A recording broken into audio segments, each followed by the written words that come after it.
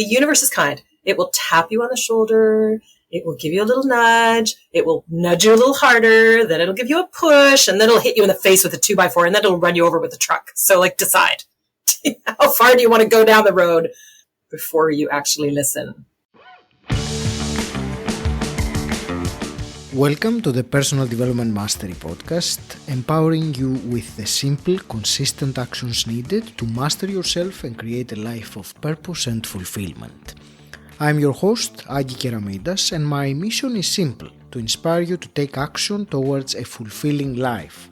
In this podcast, I invite myself inside the minds of remarkable people, and I distill their wisdom for you. So if you're ready to find practical insights that you can implement right now, make sure you follow the podcast and get the episodes as soon as they are released. Speaking of insights, would you like a free copy of my first book, 88 Actionable Insights for Life? Just over a year ago, I started writing a book based on the conversations with these remarkable people I had doing this podcast. I am thrilled that the book is now finished, and you, as my listener, can get it exclusively before the official book launch and for free. Go to agikeramidas.com/88. And coming to today's episode, if you would like to discover how you can increase your confidence and success by consciously aligning your external image with your internal self, then the following conversation with my guest Katherine Lazaruk is for you. By the end of this podcast today, you will find out how accurately representing yourself externally through factors like clothing and appearance can impact you cognitively and in your interactions with others, and much more. Let's dive right in. Today, it is my real pleasure to speak with Katherine Lazaruk. Katherine, you are a professional presence expert who helps leaders and their teams walk the walk, talk the talk, and look the part. You are passionate about achieving gender parity in your lifetime and about helping get more women into senior leadership faster. Katherine, welcome to the show. It's such a pleasure to speak with you today. Thank you very much for having me. I'm really glad to be here. I'm looking forward to our conversation, Katherine. And today I would like to focus on about how one's presence can be used as both a vehicle for and expression of personal development. And before we go there, give us a little bit of background, and in specific, what I'm always looking for is those key defining moments when one's life really changes. Okay. I've had a few of those over the course of my 50-some years. Of course. Yeah, it's much easier to see those defining moments in hindsight, isn't it? When you are looking back on how did I get here? And for me, it's very interesting because I think I was shaped by the soul, kind of what I arrived with for free, which is very artistic, kind of free, kind of a wild soul, and having very pragmatic parents. And so I think some of that was shaped, my desires for my career and things like that were shaped by that sort of thing. So, 100 years ago when I finished my degrees, I did degrees in music and in education. And my parents were like, okay, you need a real job now, real job. Because you can't possibly be an opera singer forever. That doesn't happen. And so I went into teaching, and I was doing both. I was singing professionally in the opera and teaching. And both of those, I didn't realize this, but the further along I got in both of those careers, the less I liked them, because they both have quite small, narrow parameters. And I'm not a very good small box person, but I didn't know that then. So it took me 12 years and a lung tumor to figure out that these jobs were suffocating me. They were not for me, at least not in the way that I was practicing them. And they didn't really feel like a great fit. So when I was diagnosed, I thought, okay, this is a serious wake up call and I need to focus on my health. And my husband actually said at the time, he says, you need to let go of these jobs. They're suffocating you, literally. And I'm a big believer in the mind-body connection piece of those things. So having that manifest was pretty startling. but not surprising, if that makes sense. And so I left. I didn't have any plan. I didn't know what I was going to do. I went on medical leave, and then I left my teaching job, and it was a steady, secure job. Mm-hmm. And 6 months later, the tumor was gone, and I had a job doing corporate training at PricewaterhouseCoopers, which is one of the big accounting firms, sort of professional services firms in the world. And during that time, I started working with a coach, because I had never really, I had music teachers and coaches that way, but I'd never had a business coach of any kind. And so I started working with a coach or a life coach of any kind. And he basically leaned back in his desk one day. He's kind of an alpha male. He was like, "Hey, what do you want to be when you grow up, little lady?" And today I'd be like, "Don't talk to me like that. You're fired." But at the time I laughed, and I literally had this vision, and I'm a visual thinker, but I've never had a vision like this since, and I had never had one before. But it was the first company name and the first tagline I ever used. And it was image consulting. And I was like, what? That's not even a real job. Who does that? What even is that?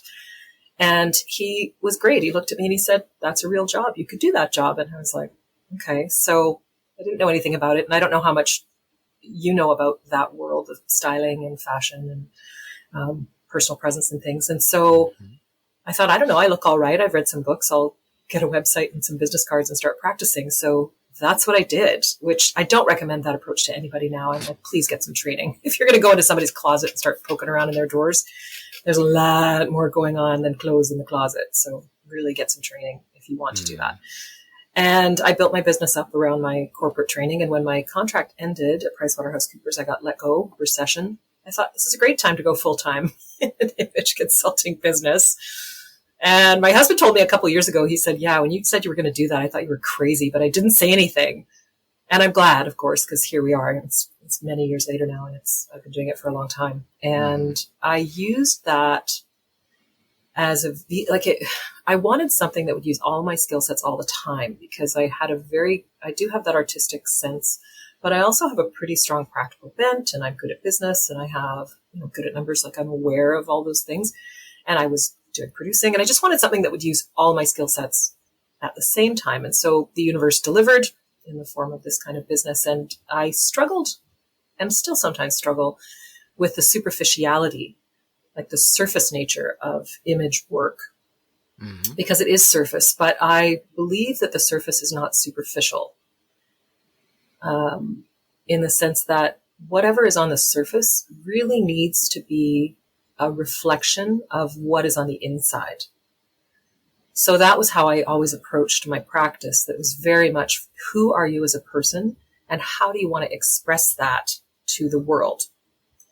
And using your clothing, using the way that you speak, using your home, using your vehicle, using all the things in the material world to be a creation and expression of self. We'll get to that in a moment. I will just draw you back for a moment. There were a couple of quick questions that came to my mind when you were sharing your story. And the first one was, before you reached that final point where you were diagnosed and you really knew that you had to change your life, were there previously smaller messages that this need to change, where you nudged in other ways before you had that really huge? Of course there were. Did I listen? No.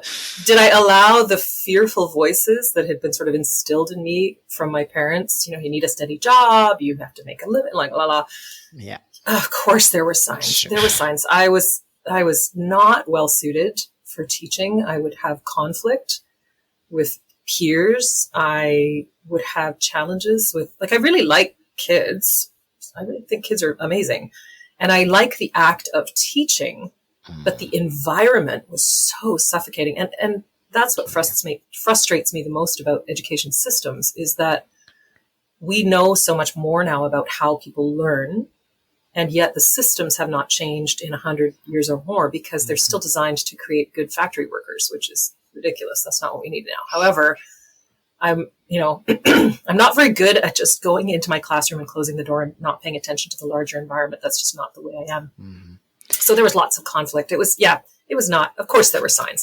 The reason why I was asking, the reason I'm asking that is that it's important for someone to understand, someone listening to this, to understand that if there are these small signs, yes, they mean something, and we tend to ignore them. And I mean, I know I've been guilty of that many times, ignoring the smaller signs until they reach a higher level that it's impossible to ignore. So it's always better if we pay attention. The universe is kind. The universe is kind. It will tap you on the shoulder. Yes. It will give you a little nudge. It will nudge you a little harder. Then it'll give you a push, and then it'll hit you in the face with a 2x4, and then it'll run you over with a truck. So, like, decide how far do you want to go down the road in getting whacked before you actually listen. Yes. Yeah. And I'm pretty stubborn, so I just didn't. And I didn't know any better. I didn't understand that I could pay attention to that those things, my emotions were informational. The conflicts that were happening around me were information. And I just didn't really get it. I mean, I get it now, but I didn't get it then. Yeah, if only people would generally be more aware of what's going on in their inner world. And it's part of what these conversations or the podcasts like this can help with, for people to really pay attention to what's to inside what's going on. And further to that, it's about the stuff that I coach now still involves aspects of image, because that is an aspect of our material world. But I'm looking more and more at what is presence. And I think you cannot be fully present unless you are whole. We've lived for a really long time in a very compartmentalized, hierarchical, authoritative, based on authority, system of leadership and management and kind of being in the world. And we're moving into this integrated and relational whole person place. And people are not equipped yet for that, because the people that did really well in their compartmentalized worlds are shutting off entire swaths of their emotional life, their internal world, their personal life, and becoming isolated or being very successful. I know many people who are outwardly very successful and inwardly desolate. And that's heartbreaking. So when I talk about presence now, I really pay a lot of attention with my clients to them as a complete person. And when I say being whole, I don't mean being perfect or being finished, because that's never going to happen, but the consideration and the kindness and the generosity of giving yourself space to be human. And with the rise of AI, with the rise of other technologies, our humanity is going to be our greatest strength. And so the sooner people learn to harness and live with and understand and sink into their humanity, the better off we're going to be. I'm working on a book right now. It's probably going to come out next year. I've got to deal with a publisher in New York to write it. So I'm in the process of writing it now on this whole person, whole presence concept. If you are enjoying this episode, you will find great value and implementable tools in my book, 88 Actionable Insights for Life. As my listener, you can get the book for free and exclusively before its official public launch. Go to agikeramidas.com/88 for your free copy. And now let's get back to the episode. I liked what you said, give yourself space to be human. So I just repeating that. It's so true. Let's relate this presence that you are describing now to the image, because I understand this kind of whole presence the way that you say, or being human or being your authentic self. I know that's not the word that you used, it's just my, let's say, interpretation of it. So, but that's one thing, and I understand that. The image, though, how is that connected to this kind of presence that you're talking about? It can be as connected or as disconnected as you want. It's a little bit like pulling a lever. So if you want people to understand you faster, to know you faster, to like you, to trust you, to get to know you, then having your external representation be accurate makes your life much easier. So I'll give you an example. When I first started my image consulting work, I was very interested in personal self-expression. So it was all expression all the time. Don't care about the rules. Wear what you love, just very, very expressive. And even after I got my training, which gives you some guidelines in your personal appearance. So the idea is to create harmony with whoever you are and whatever you're putting on your body. And so things like, for example, your coloring. So matching your coloring with colors that like you as much as you like them. Wearing things that suit your body, the lines of your body. Like if you have a curvy body, it's good to wear soft things. If you have a straighter body, it's good to wear more structured things because they match, they go together, right? Help sort of calm your energetic field when things go together. And anyway, so I was really on this big self-expression track, and I often found myself explaining to people a lot of the time. They're like, well, I don't want to work with you as an image consultant because I don't like the way you look. And I'm like, well, I don't want you to look like me. I want you to look like you. And I'm really good at helping people look like themselves. And so I would continue on this track and I would get some pushback on it. And then I started working with a business consultant. In 2013, I think I got an office and I just was elevating my practice and getting more serious about the business. And I remember going into his office and I'm sitting in his boardroom. I've got my 5-subject Hilroy spiral notebook and a glitter pen and my funky, chunky clothes. And I was like, so excited about getting started. He comes in and he looks at me and he leaves the room, says nothing, leaves.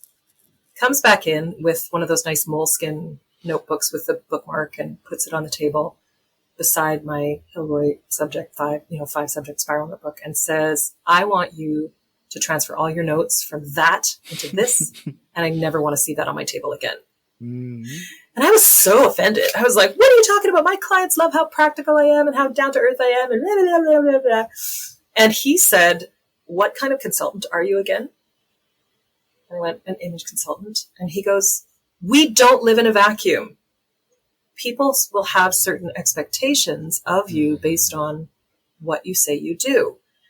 And because I was interested in doing more corporate work and things like that, I actually called a friend of mine who's an image consultant in Ontario, in Canada. And I said, hey, look, I'm stuck.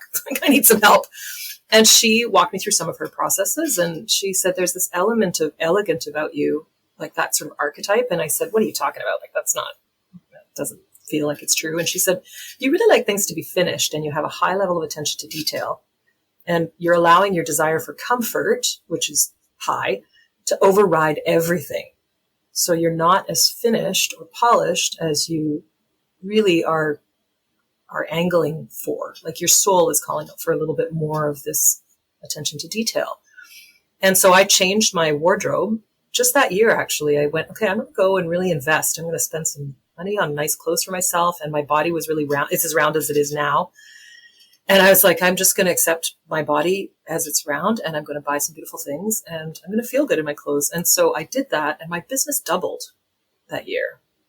And all I had really done was change my appearance to more accurately reflect who I was as a person.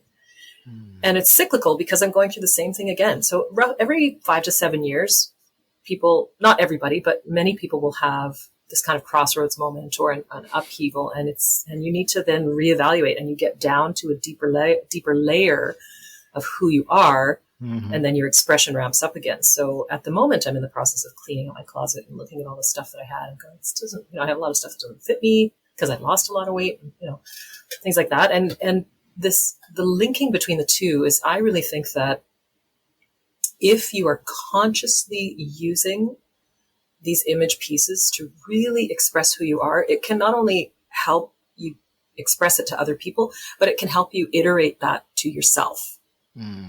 Right. And you go through phases. So you're like, okay, in that phase in the first phase, I was way more expressive, but not quite finished. And in this next phase, I was really tightly finished, but now it doesn't feel the same because I don't feel that corporate. And, I want to be more artistic now. And so yeah, and now it's this place again of where I'm iterating again.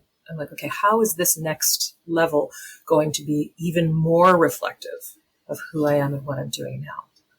And it can be a lot of fun to align yourself in that way. And people don't think about that a lot. They're like, oh, what difference does it make what I wear? But there's a lot of like enclothed cognition, studies on that, embodied cognition, things that actually help your brain when you get in line. So that's why I think that it's nice to connect those two things together. It sounds fascinating the way you described it, Catherine. And what I got there and really made an impression on me, you said the accurate external representation, and you also use the word harmony. So the image being in harmony or accurately expressing who you are. And I want to hear a bit more. You mentioned the enclosed cognition. That's something that sounds very intriguing. So expand on this a little bit more. Sure. It's the look good, feel good principle. The people often say, well, if you look good, you'll feel good. And there wasn't necessarily hard science or any kind of science to back it up. And there were studies done several years ago now at the Kellogg Institute. And there was a doctor, now his name is slipping my mind. Maybe I can get it to you and you can put it in the show notes. But they did this study where they wanted to figure out what the link was between what people felt about what they were wearing, what they thought about what it was that they were wearing, and then how they performed. So they used an experiment with lab coats. And what they did was they talked to their so some of the subjects, they would take a test, then they would randomize control for the answers, and then they would get them, put them in a lab coat and get them to take the test again. Mm-hmm. And across the board, they performed better when they were wearing the lab coat, but only if they did the interviews afterwards, only if they identified the people that were taking the test, if they identified a lab coat with someone who was smart. Like scientists wear lab coats, doctors wear lab coats. So if I wear a lab coat, I must be smart. So cognitively, they were able to kick up their ability and do better the next time around on the test, even though of course it wasn't the same test. They controlled for that, but they did better cognitively on the second test than they did on the first. Now, for those people who associated the white coat with like more manual labor, like an auto body worker or a factory worker, because those people also wear white coats, the effect was not there. So it was not only the garment itself, but also what the person thought about the people who wear those garments or their impression of it. So that was one of the experiments where they started to look at, what you put on your body actually makes a difference. And there was another experiment where they put men in suits. So they had, in negotiation, they wanted to see the impact of clothing on negotiation. So they had a control group that just wore what they were wearing to the experiment. They had one group that they put them in sweatpants and t-shirts. And they had another group of men that they put in suits. And when they did that experiment, what they found was the men in suits gave up less ground in their negotiations and negotiated quite a lot more on average, something like $1.2 million more dollars in a deal on average. And they also found that they produced more testosterone when they were wearing suits. So sometimes when I'm giving talks to, audiences that have a lot of men or, male representing people in them, I'll say, look, if you want to produce or reproduce, you should probably get a suit. And what's really funny now is I'm wondering how those experiments will change because, of course, dress standards had changed quite a bit from the course of the pandemic. And now I'm curious to see if it's going to rebound back to what we had before or if it's forever changed in terms of people's desire for comfort and the breaking down of those constructs. Because everything is a social construct, right? All the stuff that we do is a social construct. So I'm curious to see if we'll have opportunity to make new constructs and what that might look like. I'll certainly keep in mind about the increase in testosterone, and I will. That's something that I will try it out and see what effect it has anecdotically. Yeah. What? Can you let me know? There's something. Let's say someone listening to us right now finds this what you said earlier about accurately representing externally who they are as a person, and they want to take one step and see, okay, what is it? Am I representing myself accurately or am I not? And if not, what's something that I could do to get an idea anyway. I'm not asking a comprehensive list of steps, but some Mhm, kind of action one can take to mhm. improve or make a change in this department. To figure it out.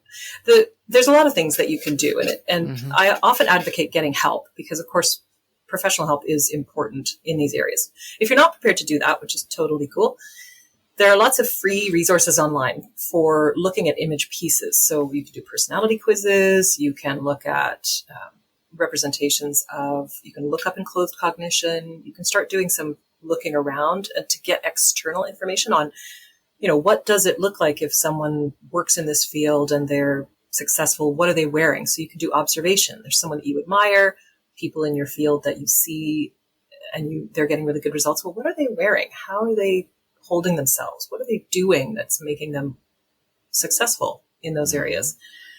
So it's an observational piece. The second piece is an internal, sort of like you can do observational. You can also do informational, where you're going around doing research on image and how that can benefit you. And the third piece is the internal feeling sense and the internal observation. So when I wear this, how do I feel? When I wear this, how do I behave? When I wear this, how do other people respond to me? And do I notice a difference? And that's a great place to start, just in the observational phase and experimenting a little bit. If I try this, how will people respond to me differently? I like to do it. I actually have a wig that I like to wear because I love rainbow colored hair, like the soft unicorn cut, like people who color their hair, really bright, vibrant, creative colors. I love that.